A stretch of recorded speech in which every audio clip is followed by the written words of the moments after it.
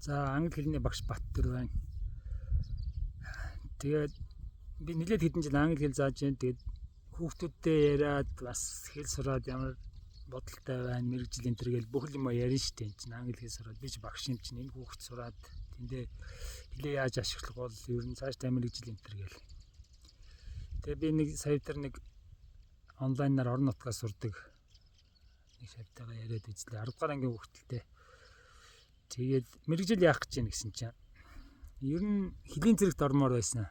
Тэгээд англи хэл үзээд 3-4 сарч болчлоо бас. Жохон бодлоо өөрчлөгдөж байна. Яасан гэсэн чинь англи хэлэндээ ингээд ер нь сайжирчих юм бол мэрэгжлээ ч гэсэн бас сольж магадгүй гэж. Тэгэхээр бид нэр хэл сураад яах вэ? Дараагийн алхам энэ төр гэл бас их бодоод байд. Хэл сурах мэдээж ашигтай. Хэлээрээ дамжуулж янз бүрийн соёлд хүрнэ, мэдлэгт хүрнэ.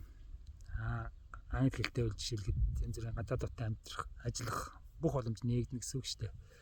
Тэгэхээр зөвхөн бид нар бол ингэж тооцоолоод байдаг. Тэгэхээр чи яг тэр сурж байгаа хүн бол жишээлбэл энэ саяны хүү болохоор мэрэгжлээ ч гэсэн яг хэл сураад жоох урам орж бас нөгөө харах өнцг нь өөр болж шүү дээ. Мэрэгжлээ хүртэл бас өөрөөр сонгоё гэсэн 10 дугаар ангийн хүүхд тийм бодол бас хүртэл орж ирж байна. Тэгэхээр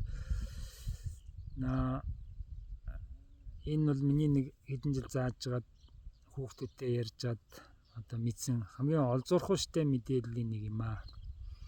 Бид нар хэлийн заагаал өгч. Тэр хүн чинь нөгөө өөрийнхөө потенциал бүх юм бодож жагаад дараагийн сонголтоо хийх. Тэгэхээр сонголт хийх боломж нь хэлээр дамжаад бас өөр болд юм байна л гэж би энэ ярианаас ойлголоо.